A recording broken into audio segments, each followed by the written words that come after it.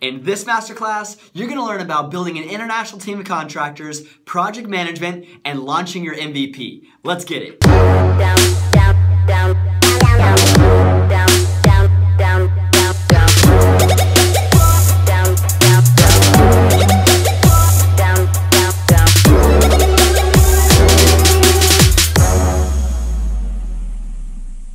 Hey, what's going on, guys? Austin Distal here with the Entrepreneur Alliance. Today, I have a really special guest, Marc Perry, who's coming from Built Lean. This guy has made an incredible business. It's a program for fitness and weight loss. Marc, I would love to hear your story on how you got to this point. It's amazing what you've done, man, and I'm excited to learn today on how to build my own huge international group of contractors working on my business, man. So Marc, take it away. Awesome. Well, first, Austin, I really appreciate it. I really enjoyed meeting you as well. And I'm grateful to be on right now. And I hope I can add value, to your listeners and your members. And so, it's been a long road. I think one thing to mention is I started basically in 2008. So it's almost 10 years ago, where I basically left the finance world. I was on Wall Street for 5 years. And I didn't really have like a huge business idea, but a mission to help, kind of busy, overstressed professionals improve their health and well-being and get lean.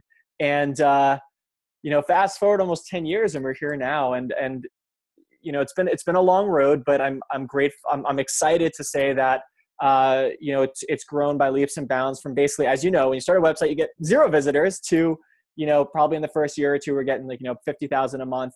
And now we're over a million uniques a month. We hit 1.6 million in January. And I'm just very, appreciative that I get to spend my time helping people and working on something that's important to me and making a living.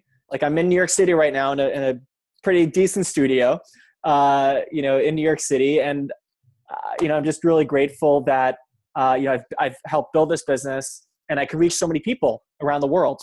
So, and I hope that I can share with you and your members some insights into kind of how I did it and how they could potentially leverage their own, businesses. Yeah, that's amazing. And so here's what I really liked meeting you for the first time is that you were just upfront and really transparent and super cool about your business. Like when I was talking to you, I was like, holy crap, this guy gets 1.6 million uniques a month and he's going around trying to find a traffic guy. I'm like, what? You don't need to that's crazy. No, conversion. Oh, conversion guy. That's amazing. And so I don't know. I think that you've built such an incredible business that everybody today is going to learn so much from you. And also You have such a relatable story, right? Came out of college, went and worked in finance for years, went down the corporate route and you gained some weight and then you found out how to lose it.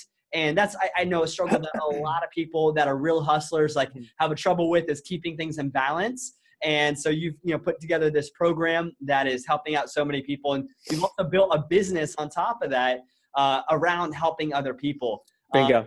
As we were talking about it earlier, it seems like your business is kind of like a program similar to P90X, but specifically for people that are maybe in the corporate world or that are hustlers and, trying to stay lean. Yeah. So kind of the genesis of it was I ended up leaving the corporate world. I knew I wanted to build kind of a health and fitness empire one day. And I thought the best way to do that was to work one-on-one with people. So I became a personal trainer. I literally went from going to IPO meetings in Xenia suits to being a personal trainer, in my sweats basically. And I started one-on-one training and I ended up helping a lot of people completely transform their bodies in basically 8 weeks. And so I was thinking to myself, I'd always been comfortable online. I'm like, let me start a personal fitness blog. And, I kind of knew a little bit about internet marketing. And then I just started basically an ebook, kind of a la Tim Ferriss. And the ebook was essentially an 8-week fitness program, right? Which is basically the program I was using with my personal training clients. So I knew it worked. And I basically took something that I knew worked one-on-one, expanded it out. And within, the first year, we already had customers in a lot of different countries because we were already getting, we had traffic from around the world. And so it was a very old school digital PDF program. And only within the last couple of years, and in retrospect, I don't think it was the best idea I've ever had, but I ended up shifting the PDF into more of an online portal which I thought, or still think, it's easier to use because then you can use it on your phone. You can see videos. So it's a little bit more interactive and it's a little bit more engaging versus just PDF files. But really that's the genesis. And I shifted from an 8-week to a 12-week program. And I also have a 30-day program and like a muscle building one. But they're all extremely effective because I know they work because I've worked with, people in person on all of them.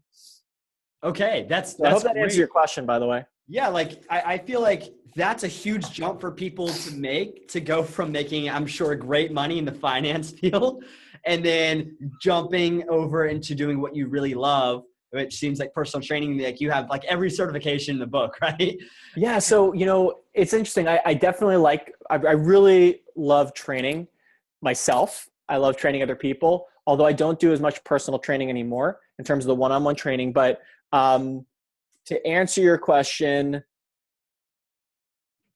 so I started out in personal training, but like one of the big reasons I did it was because it funded the online business, right? Like I wasn't making any money outside of the online business. The online business wasn't enough to support me. So I'm not exaggerating. I really had 2 jobs for many years, right? I had a job where I was a personal trainer making a good amount of money per month. And I had to keep that business going and build it. And I actually ended up building a couple trainers underneath me, which was also another business. And then I used all of that money to fund the online business in terms of, hiring contractors to help me, manage the site, building out more content, creating these programs and refining them. And so the personal training practice is what kind of made everything happen. And it allowed me to have a great lifestyle. And I mean, it kind of allowed everything to happen is really what it came down to. So it was hugely valuable. And I don't really do it as much anymore. I only have like 1 client left or 2 that like I see regularly. But at one point, I had 30, 40 people paying, a lot of money per month. Wow. That's incredible. So look, it's like pretty much your side hustle became your full-time thing. How long did that? Oh, it was major hustle, man. It's major hustle. Like being a trainer is major hustle because you're getting up before everyone leaves for work. And then you're training after everyone leaves for work, So basically you're like on everyone's like in the morning and the evening. And then it's pretty intense, man. It's when I think about it, I mean, I hustled my ass off for years. I still hustle a decent amount, not quite like what I used to, but it's intense. Wow. That's crazy. So fast forward to today. Yep. Now you have this huge company built lean. Yep. And it's a great program. You have at least 3 programs I know of, right? Yes. But it's basically one flagship program, which is essentially a 12-week body transformation program, which has helped customers in over 100 countries. Wow. Incredible. And so to build such a huge company, you guys get 1.6 million uniques a month. What is, I feel like, your biggest strength on being able to get there? Right. It's funny because, you say it's a huge company. It's like, in some ways it's huge. In other ways it's like tiny, right? Because like we don't have any full-time employees. And so a lot of my friends or some of my friends have started companies where they have 50 people in 2 years, 50 employees. And so I think in terms of the scale of what we're doing, it actually is significant. But what were you saying? What was your question? No, that's incredible. Like, I love that you're like never feeling like you've made it, right? Like no. There's always the next level. Like, oh, I need to have full-time people now, and not just part-time contractors. That's really cool though. So yeah, I guess the main question is like, how do you feel like you've gotten this far? What are the strengths?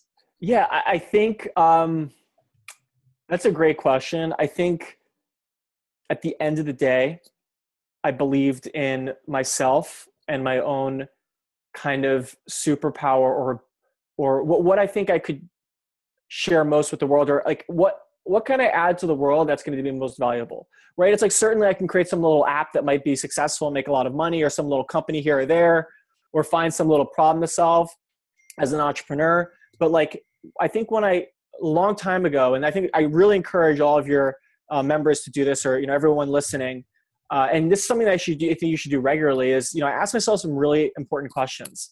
And that was when I kind of shifted from finance into this kind of entrepreneurial realm. And I asked myself, really intense questions. Like, what do you want people to say at your funeral? Like those types of questions, right? That, I mean, if you look online, I'm sure you can find other poignant questions, but, what do you like? How do you really want to spend your time? Like, what is it that you love to do where you completely lose track of time? All those types of questions.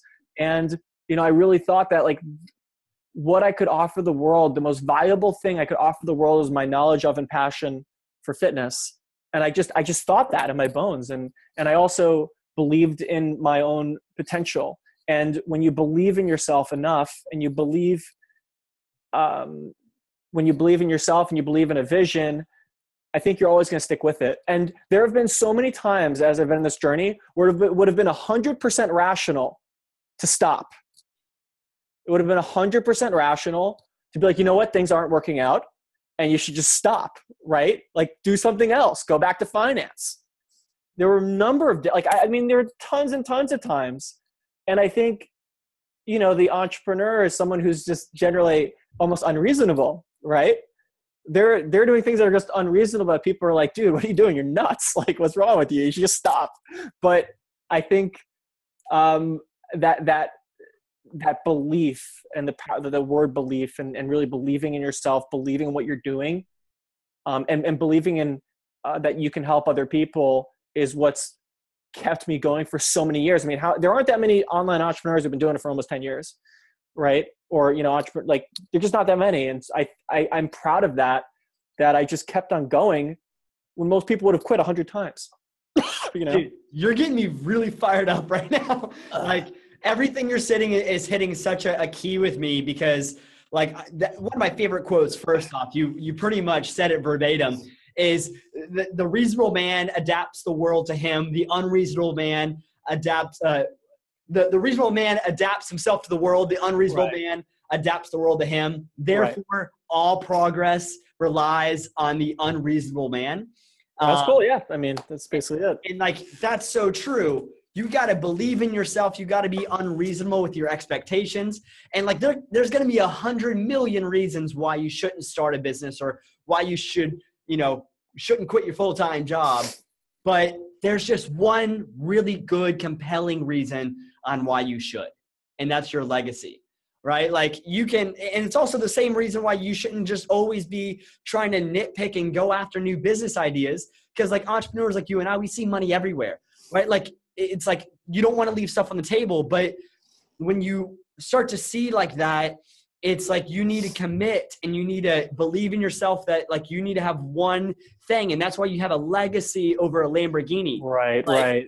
We as you get more successful, the material stuff becomes a little less important and your legacy becomes a little more important. And as I start to look at this, it's like, what's going to be chiseled on my gravestone? I think about that all the time as well. Like what's going to be said at my memorial? And I want it to be that this guy had a great legacy and not a cool Lamborghini, right? Right. And dude, just everything you said just gets me fired up. Right. And I think you actually made a really interesting point about, not getting distracted by shiny things. And there's a famous book that called Think and Grow Rich by Napoleon Hill.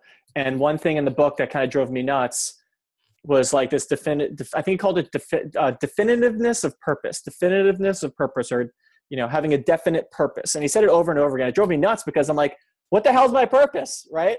A lot of other people, if you ask 10 people on the street, they're going to be like, what the hell are you talking about, dude? You're nuts. Leave me alone. They don't know. No one knows what they're some people actually, if you have kids, you'd be like, well, my purpose is to be a dad. And that actually gives your life meaning, right? It's actually very powerful. But if you don't have kids, or maybe that's not how you find, your purpose, it's like, what is that purpose? And oftentimes people are like, well, why don't you sell your business? And I'm like, dude, this is my purpose. This is how I'm able to, make a living. It's something that is meaningful to me. And again, goes back to your point. I think this is what has allowed me to just keep on going when shit gets bad, So yeah, no, I think you're making great points. And I really encourage the listeners or viewers to, to dig down deep and figure out, what is it that, makes you special, that you can really add to the world, and you'll never have to, feel regret. You know what I mean? And there's certainly, again, I definitely have felt there are other ways I could potentially make more money, right? Creating some type of little, again, there's a lot of technology stuff going on now, but it always comes back to how can I really add the most value? Not necessarily how can I make the most money, really. And I think in the long run, I'll probably make more money anyways, just focusing on adding value. Yeah. Absolutely. Yeah. I think that that's a big thing too, is like, don't leave this life with regret. Right. Like, don't look back on the day and say, man, I wish I would have started that idea. I wish I would have, just gone for it. Right. Right. Right now, like in my personal life, I'm planning to go completely remote, right? Like, where it doesn't matter what location I'm in, I'm going to be running my business from my computer here. Great. And have a team of contractors around the world, or actually not just contractors, but a team around the world that is going to be helping support. And I'll be, time zone trading and all of that. And, learning that business. And so that's why I'm really excited for this call today. Cool. Because I'm right now putting in places like hiring the virtual assistants, hiring the copywriters, the videographers, all of the pieces that need to go in play to make that dream possible. Cool. And because I know that right now in my life as a single guy who's starting a business and I have no real ties, like, this is the time to jump and work remotely. And so, yeah, I'm excited for this thing today. So tell me, like, when you look at building a team, what is the number one qualification that you look for in a contractor that you hire full or part-time? Well, to start off, I think when you're about to create a team, I think the number one thing to figure out is, to have kind of a specific vision for your company, kind of the values of your business, because you need to figure that out before you start hiring people. In other words, that person should reflect the values of your business and should help you reach your vision. Right. So I think that's really important, is to kind of take a step back and be like, okay, what's the vision of the business? Why do we exist? And what are our values? Like, for example, one of our values for Built Lean is simplicity. One of them is authenticity. Like, I find people who reflect those values and it makes it much easier. Number two is I create an organizational chart, right? Who do you need on your team and why? What are these people going to be doing? What are the general roles going to be, right? And so once you have a very specific kind of organizational chart, because here's the thing, if you don't have the chart created properly, you might hire someone who is in the wrong role, because you can hire someone who's awesome in the wrong role. And it's going to stink. It's going to be terrible. So you really want to be clear as to what the person's specific role is going to be. And then in terms of trying to find someone, I think there are kind of a couple things to think about. Number one is what does the role require, right? Like, what's the personality? There are kind of three general buckets. You've got your kind of marketing sales guy who's super bubbly, super personable. You've got your operational person who's more of an engineering brain. And then you have your kind of product guy, right? And so figure out kind of what skills you're really looking for, and essentially write out a description of the job before you go hiring anyone. Like, that's number one, right? So basically it's vision and values of your company, organizational chart. For each specific position, you can write out, okay, what are the specific job requirements, and what is this person going to be doing on a day-to-day basis? And then from there, that's when I go to town and figure out, okay, who's the ideal person I'm looking for, right? And then you go to town trying to find that person. So there's a lot of work that goes in before you just try to find someone, because that's all the work done in the beginning is what's going to help make the process of finding the right person much easier. Absolutely. That's really great advice. And I hope people don't ignore it, because that could be really detrimental, not only to the finance side of the company, but probably worse than that would be the culture. Because if you don't enjoy working with these people, and if you don't, enjoy having people around you that see the same vision of you, it can tear a company apart versus just having the right skills to do the job. Right. And I think just to mention, as you said, it's not just about these skills. You're bringing on people to be part of your team, and just because they're around the world doesn't mean they're not part of your team. Don't discount that. In my opinion, I definitely have met entrepreneurs who hire C-level people, C players, so to speak. It's if someone's not really an A player or really damn close, I just can't work with them. I don't have the patience. I don't have the time, and it's not going to work out. Right. So anyways, just to mention that. Yeah, no, I think that's a great point too, because, these C-level players, probably the reason why entrepreneurs will hire them is because they're probably less expensive than an A player. They probably should be like maybe at least twice as much as a C player. A C player should be like twice, half as expensive as an A player is. Right. And so when I look at that, it's like, for example, I'm right now hiring a VA, and there are some VAs that I can hire from the Philippines for $4 to $5 an hour. And they can do like very menial tasks. Right. Or I can hire somebody for $35 an hour, 7 times more expensive. But like, I would never have to worry that they're going to get the job done. And it's on them if, you know, it doesn't get done the right way. Like, they're just like following up with themselves. And I can see on like the wall, like they're excited about this and they're motivated. So when I'm looking at that, it's like, yeah, I think it's probably worth the 7 times as much, because the person I'm getting is qualified, enthusiastic, cool to work with, and just like they have their shit together. Yeah, and you know, so just a couple things about that, a couple kind of quick points to mention. I recently was working with Zirtual, and Zirtual is about $30 an hour. And like the girl who I was working with was so unbelievable. It saved me so much time. The only reason why I cut it off, because I ended up scaling my business back significantly. I made some not so great decisions. I don't know if we're going to get to it or not, but anyways, I remember thinking to myself, wow, she does something 3 times to 5 times faster than I can. Like literally, I was just like, I'm a pretty smart guy. And she was just doing everything so fast because she does it all the time. And like, she's like, whatever it is, maybe it's like, you know, looking up flights. So anything related to my flights, anywhere, anything lodging, flights, traveling, I did not touch. Right. And it was amazing. And she'd do it so fast. But anyways, I was paying her $30 an hour and I thought it was nuts, but like she easily got done 3 times more than someone else who you'd pay less. And she could just do things that I could never give someone in the Philippines. And I actually really thought it was worth paying more money. Again, it depends on the situation, depends on the skill. But I think for, you know, assistant, like an executive assistant to really support you, it's a no-brainer to get someone who is great.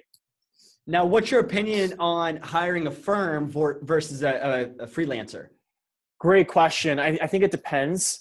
It depends. And in a perfect world, you actually could have a firm with a few people who, you know, they could find someone to work with. I mean, the advantage with Zirtual is I think everyone is kind of pre-screened and they already figure it out for you.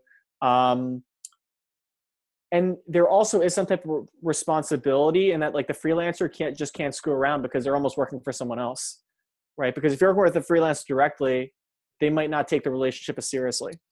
So there is an advantage. It really depends. It just depends. But I thought Zirtual in terms of, virtual assistants was actually, at least my experience was really great. And I could definitely consider going back.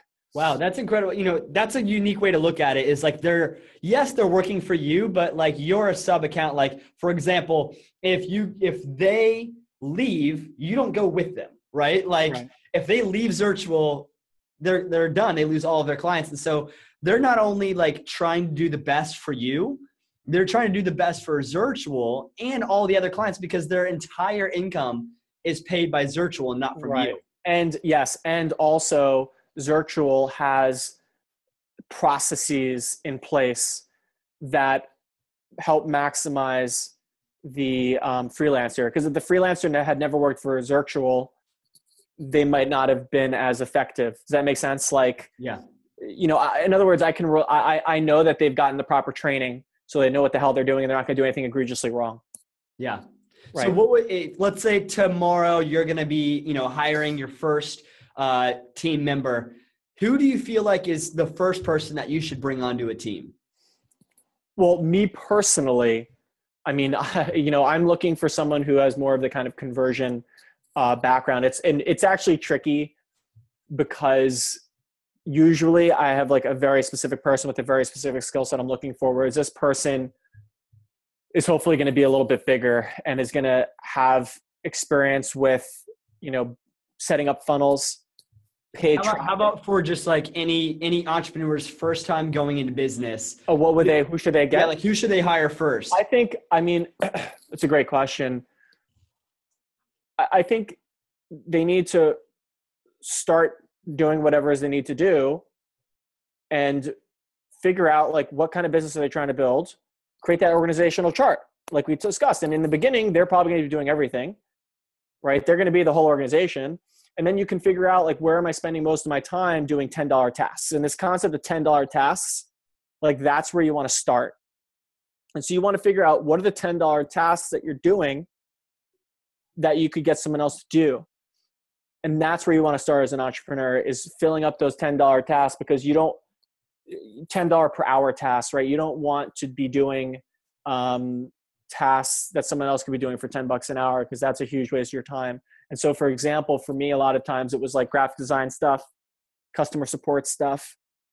Those are the big ones. Sometimes website development. I mean, I've done way too much with website development. Looking back on it, not entrepreneurial to waste money on website development. But anyways, you know, you probably need some type of developer to help you with little nuanced things as the business grows. And then I have someone who just helps me with like HTML stuff in terms of like putting articles into blog posts, making small tweaks to the site, taking some of the graphic design stuff, putting it on the site, because you don't really need a developer to do these little things. So, you know, as a quick recap, I think it's, you know, a graphic designer. You don't need to spend a lot of money, but I'll tell you a quick thing in a second. A developer, customer support person, and then someone who can just kind of help with getting stuff online for you. And a lot of you could call that person potentially an assistant, but I have a person specifically who just, you know, helps me add stuff to the website all the time. Yeah, that's a great point. This all reminds me of one of my favorite books called The E-Myth. I'm sure you've read it. You know what? Believe it or not, I haven't read it. I've read The Lean Startup, but I need to get to the E-Myth. Okay, so you're like basically spitting out exactly what the E-Myth says. Is like in the beginning of the book, they say like, go on LinkedIn and find like your dream company to be. Like who do you really want to be? And you can actually look up all of the people that work for that company and try and like figure out like what their title is. And you can start to draw out the company's organizational chart, right, based on exactly who you want to be. So you can understand like, well, they've already gone through this hiring process, right? They already know the kinds of titles and people and skill sets they need to make this kind of thing run. So you can start to put those pieces in play, and then you can start writing out those job descriptions. And it all starts out with like writing the job description, writing out your vision and who you want to be. And then you got to really figure out that yourself first. And like by doing it, you got to vet the position in the beginning. Like, let's say it's customer support. Don't just like straight off the gate hire somebody for customer support. You should probably be talking with the customers in the beginning and writing out all of the responses that they should have and understanding the primary problems. Have an FAQ chart and right, automate all the stuff up front. And then what you can't automate, you delegate. Right. I mean, the reality is when you're building a business is you got to suck it up in the beginning whenever you're creating something new. And, you know, let's just say you start getting customer inquiries. Like I managed it through Gmail. And so what happened, well, we were getting so many inquiries through Gmail, it became absolutely impossible. And then I shifted to Zendesk. And then once we were in Zendesk, I was able to, you know, figure out some processes and start bringing on people. But like the idea is like, I didn't just hire a customer support person from day one necessarily. Like I needed to figure out like, what do we really need here? And then get someone started. But yeah, I think what you're mentioning is like, there's a lot of sweat equity involved in kind of figuring things out before you just hire someone, especially when you're just starting out. You know, obviously there are people who, you know, create businesses and raise a bunch of money and then they just hire a bunch of people anyways, in which case it's just a different, you know, kind of path. But in terms of like the bootstrapping path, it's like, you're just going to have to kind of suck it up, figure out what needs to get done and then hire. Yeah, that's great. And so when you look at like your time management, between all these people, like with time management, what are the best communication paths? Like, do you use Slack at all? Do you ever use like either like Trello for like knowing which tasks to use and all that? So I mean, what makes all this possible, and I literally could not run my business without it, is I ended up coming across Asana a few years ago. And that was before, you know, right now my team's a little slimmer than normal, but at one point we had like 20 people all around the world working all together. It was pretty wild. And setting up Asana made it possible. And it's It's incredible. It's really an incredible software because, and just so for people who don't know, it's essentially a project management software. It's fundamentally based on like a task. And so what happens is I can create a task with a specific action item. So let's just say it's, add this image to the sales page, right? It's a task. In the task, I can leave a description as to what I need to get done. You have comments that you can discuss that stay within that task. And that's so valuable because I remember I would send my graphic designer, like my website developer, I'd be like, I want these 5 things done in the email. And they're all 5 different things. And one of them doesn't get done. Then you're like talking about like, you're having conversations going back and forth about 3 of the points. And it just becomes a total disaster and a mess. And this is how most people do business in general, right? It's just a total mess. And by creating this, having specific action items and having specific comments and a comment history on a specific action item, it keeps everything seamless. And the cool thing about that action item is I can assign it to someone with a due date. I can, you can do different things with a task in order to get it done faster and make sure it gets done. And then you can create projects. And so what I do is I'll create a project. It will be a bunch of different tasks. And then I can just basically assign a task to everyone and it gets done. And I essentially become a project manager. And that's what you're going to be doing, I think, as an entrepreneur, is you're going to be a project manager, right? You're essentially going to manage projects unless you get someone else to manage the projects for you, in which case you're just going to be managing people all day. But you're essentially, I think, with Asana, you become like a project manager on steroids. Yeah. That's essentially what happens. Absolutely, man. And like, a big part of our audience are social media marketing managers. Right. So like we have a course in our EA Vault here called 6K Success. It's how to basically build like a contracting for marketing. And you are like the sales rep / like client manager, that. And then you go and find the A players to actually do the technical work. Right. And, that's basically your glorified project manager. While your title might say CEO, that's really what you become. And in the E-Myth, they talk about how there's 3 people in a company. There are 3 divisions of a company. You have the visionaries, like they're the C-level players, like, the CMO, CEO, COO. And then you have the operational guys. And then you have the technical people. And they all 3 have, different duties. And so if we have like the top level CEO, visionary entrepreneur, we need the other 2 because not only do they fill the tasks differently, their mind is wired differently. Great point. 100% true. And I think that in the past, one mistake I've made is, I'll kind of go into artist mode. I'll be like, product creation mode. I'm like, I just want to create this cool product. Whereas it's not a great business decision. And so I think you bring up a really important point of like understanding specific roles, understanding the mindset that goes into those roles, understanding the different areas of your business and not complicating them. Yeah, it's a great point. Like, so for example, like I have a couple SEO clients, right? And, I don't know a thing about SEO. I'll be blank with that. I tell everybody that like, I'm not the SEO guy. I have great SEO guys. Like my contractor, he did the SEO for the Olympics. It's like, that's great. He doesn't want to sell. He's not like the most people guy. And he loves to work at home, be with his family, and just basically like get work sent to him. Right. He knocks out the work and he gets paid. And there's continuity there for him because like he's great at what he does. And so people send him work all the time. On the other end, there's me. There's probably not a lot of continuity there because it's like every day I'm selling and every day like I'm, my end is on the line where I'm trying to, find new clients. But at the end of the day, I don't get bogged down in the details. I don't get in the weeds. And I don't know, I love people. I love networking. And so my strength is going out and creating friendships and connecting people together. And if that happens to be that I connect them with my contractor, like that's great. I'll make a little money there.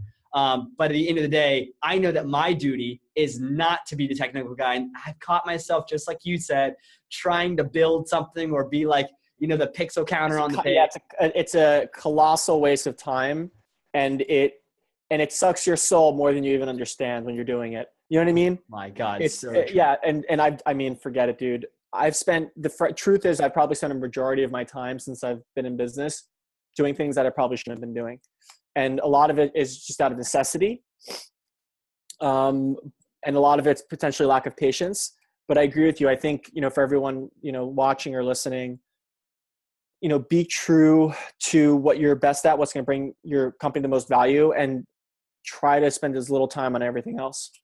EQ all the way, like really know who you are, that emotional, intellectual quality that you have. You got to know who you are and what your strengths are. You have to double down on those strengths and then outsource the weaknesses. And I think that, this is interesting because I think there's going to be a lot of people that watch this that are like, I want to be the rah-rah, sales guy, visionary. Well, they're actually maybe better at being the operational or the technical guy. And you can still run a company like that. Like, I don't want them to feel like, oh, I know my skill set really well. I don't know, though, if I can run a company. No, you can equally hire a sales guy as a contractor to go out and do the selling and send you business. And so it's like, it can work in both ways, right? Like, it doesn't mean that, oh, I'm the entrepreneur, and so like I need to find a technical guy. Well, there's a lot of technical entrepreneurs out there that maybe like shouldn't be the face of their own company, right? Like, you have the Steve Jobs and the Steve Wozniak, right? And like they can't build a great business without each other. Right. And so Steve Jobs equally needs Wozniak as much as Wozniak needs Jobs. And so when I look at that, like there's probably a lot of people on watching this today that are probably the people that should be doing technical stuff that should hire or outsource a sales guy. The reverse goes there too. Sales guys need to find outsourcers. So there's a lot of partnerships that can come out of the Entrepreneur Alliance and networking there. But it's all about that EQ and knowing who you are and what your strengths are. Bingo. Couldn't agree more. And I think, the more self-awareness and, like Gary Vaynerchuk and some of these other guys are just huge on self-awareness. And when you're self-aware, it makes your life a lot easier, right? Because it's, just kind of looking back, I've made my life a lot harder than it had to be many times. And, entrepreneurship, it doesn't have to be like a nonstop kick in the nuts. It definitely is at times, but I think the more self-aware you are, the smoother you can kind of build a business and make it work for you and your customers and your team. Yeah, absolutely. So here's one thing I'm curious about. Is there any difference in the way that you hire when you hire, I guess, remedial tasks, that are, $10, $15 an hour task versus the expert contractors that you're paying thousands of dollars a month? Yeah, not really. I mean, I think the expert contractors who are spending $1,000 a month, it's like a longer process. I'm not going to start shelling out that type of money. I mean, it might be a 2 to 3 month kind of like dance where I'm just learning more about that person and, hopping on calls and understanding what their qualifications are, and then giving them a battery of questions. Whereas with a skills person, something a little bit lower level, it's easy. You'd be like, okay, do this. Okay, you did this, do these 5 things. Okay, those 5 things work, do these 10. And now you've got a relationship going and they're getting things done for you. Yeah. Whereas, I think it just has to do with, one's a higher level of expertise and will probably take a little bit more time to get to work. Yeah, absolutely. So let's say that would you say that you spend the most amount of time with? Like, what kind of contractors do you hire out the most? Is it writers, graphic designers? Like, what is the person that in your business has gotten you to 1.6 million unique visitors? Like, where do you outsource most of your tasks to? So, it's such a tough call because there's so many different aspects of the business. I mean, I think I mentioned, at some point that, a good reason why we have so much traffic is from the very beginning when I started Built Lean, I wrote the articles myself, and I wrote long articles that were as good or better than anything else that existed on a specific topic. So I'd literally go into Google, I'd write a specific topic, body fat percentage. I'd be like, oh, here are the results. I'm going to write something much better.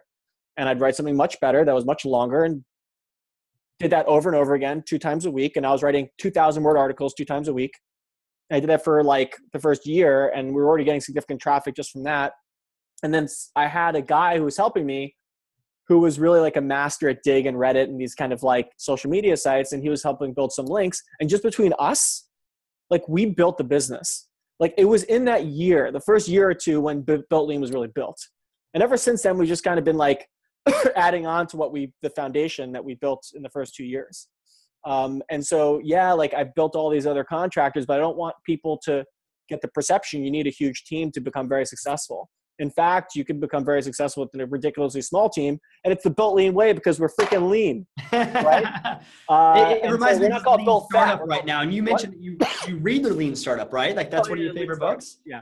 I mean, I think it's a great book because it kind of gets you back to the truth of entrepreneurship, or one of the truths, which is like, you got to stay fast. You got to iterate.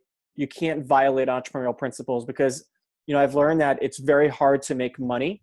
It's also very easy to waste it. And I've been on both sides of the coin. And so when I kind of look at Lean Startup, it brings you back to the truth, because there's so many companies out there that are just like completely wasting like 90% of their money. Like it's literally generating 0% return, and they just have one cash cow and they don't know what to do with their cash. But I think when you read Lean Startup, it kind of highlights again the entrepreneurial principles of like staying lean, iterating. You don't have to build a ridiculously expensive product to see if it's going to work or not and see if it's successful. Like create something in a week, give it to people and see if they're going to like it or not. And don't be presumptuous and think you know what people want. So as we wrap up here, I want to end on that. Yeah. You are really good at creating an MVP, a minimal viable product. What would be like for all the people that are watching and they're trying to launch a new product, but maybe they're scared? What would you say is like the best advice to just go in and start your own MVP? Right. I mean, I think number one, understand what the specific problem is you're trying to solve. And number two, whatever you think is required to solve the problem, cut it by 90%. So for example, a membership website, if you want to create a membership website, you can create 50,000 different videos, or you can start it by just releasing 1 month of content each month, which is comprised of one video of you on one topic. That's the membership site, right? There you go. Or, creating a digital product, you can literally create it in a day. So a lot of people are like giving themselves 3 months to create a product. Hell no. Give yourself a day. Max. Or a week max. A week max. A week is a long time. Give yourself a week, especially if you don't have money. What are you wasting your time for? If you have plenty of money in the bank, then yeah, you can spend more time. But like, dude, if you don't have money in the bank, it's just the anti-entrepreneurial thing to do, to spend more than a week on something that you're going to give it to them. You don't even know if people are going to like it or not. Why spend 3 months creating something you're going to have to redo anyways? Right? So I think MVPs are huge. Just because you don't need to be an artist. Just create something that that's going to solve a specific problem and then build on it and do it as fast as possible, as cheaply as possible. Done. Yes. And like, dude, you're speaking my language right now. It's like Parkinson's law. I try to apply it to everything, right? The task that you have will grow to the allotted time you give it. And so if 150%, 6 months, you're going to make it this ball of fury that it'll never get completed. And, you give it 6 months, it'll take 6 months. If you give it a week, it'll be done in a week. But you got to give yourself that deadline. 100% true. Like I literally doing it, as I mentioned, with this, I'm launching a membership site. It's the first time in 7 years on Monday. And it's like, I'm just getting it done right now. And you just get it done. You figure out a way, right? When you have that deadline, you just figure out a way. You figure out, okay, I'm not gonna be able to do these things. Tough, whatever. You just get it done. Exactly, man. And like we have one of our slogans here in the office is that done is better than perfect. You need to get out there and release 100%. The thing already. 100%. Because you committed to it. 100%. Right? Not because it's finished. It doesn't matter if it's finished. Release the sucker already, because you know what? The iPhone wasn't finished when it was released. That's why we have an iPhone 7 and every year they come out with a new iPhone, because it gets better and better every time. But it doesn't ever mean it's perfect. It's never perfected. Done is better than perfect. Get that sucker launched. 100%. So totally agree with everything you said. Awesome, man. So we got like 2 minutes left here. I kind of wanted to let you just share any entrepreneurial thoughts that you have of like maybe a story that's really changed your life. How did you leave your job? You know, what is maybe something that one moment in your life that was just like an aha moment that really changed the game for you? What do you want to share, man? Yeah, I mean, I think kind of going back to something I said in the kind of beginning of the conversation, I think asking yourself questions is hugely valuable because it helps shift your focus onto what's the most important. And, you know, there are a million things going on in your life. There are a million things to consider, you know, when you're starting a business. But I think asking yourself those questions, understanding, number one, what is it that you really want for your business? Like, what's the specific goal? What do you want in your life? Like, what do you specifically, that's probably the first place to start. Because if you don't know what you want in your life, but you establish a goal for your business, it might create conflict right away, right? Because your business might require you to do certain things that you don't want to do in your life, and it's going to piss you off. It's going to create resentment. I've certainly been there myself. And so I think number one is like, understand what do you want your life to look like? Like that's step number one, right? Is to really understand what your vision is for your life. Then start to figure out, okay, well, what business do I want to create, or what's my vision for my business? And then understand the reasons why those visions are important to you. So in other words, like that's the more important than anything else, because even if you experience some success in business, you're never going to be fulfilled if you really don't have that vision in place that inspires you, and the reasons why that attaining that vision are important. And again, this is kind of like Tony Robbins-esque, but it really does go back to that. And this is just coming from an entrepreneur. And again, I've been doing this for almost 10 years now. Again, there's so many there are millions of different tactics people talk about. You know, there are a million different things you should or could do right now, or this type of business you should start. But it really goes back to yourself and like what's important to you. And I think that's really where you want to start. Awesome, man. Dude, you're one hell of a guy. I love this talk that we've already had. It's been a great time having you on here today. And I want to kind of end it off here. Where can people find you, Marc? If they wanted to maybe not reach out to you personally, if you wanted to do that, awesome. But like where can people connect or learn more from you? Absolutely. And I really encourage people to check out building.com. You know, we've talked about it a little bit here. But there you can see my life's work. So, you know, basically I've written over 200 articles myself. We have 500 articles. They're all medically reviewed, properly referenced. We have fitness programs there as well. You can sign up on their email list. You can certainly email support@building.com.